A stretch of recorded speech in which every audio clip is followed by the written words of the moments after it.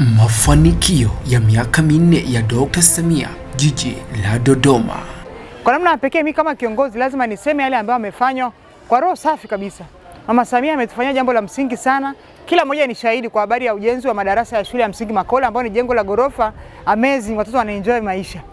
Jengo hili limejengwa linabeba madarasa 8 na ofisi 4, lakini vyoo vya walimu na vyoo vya wanafunzi. Kwa namna pekee sana watoto wa Makole wamejiona kwamba wamejaliwa sana serikali yao. Wanajifeel kwamba wako comfortable kwenye nchi yao. Sio tu hilo, wanakuwa huru kwenye maisha yao, usiku wanakuja kufanya homework hapa. Niseme tu kwamba hili jengo limetuletea heshima kwa wanafunzi na kwa wazazi. Kwa maana zifuatazo. Kwa sasa hivi watoto wote wanatamani kuja shule kwa sababu wanafurahia mazingira ya shule. Lakini pili, inasababisha wale ambao waliacha shule wanaibuka. Wanasema mwalimu anakuja kutafuta sababu ya kurudi shule kwa sababu anaona wenzake wako comfortable.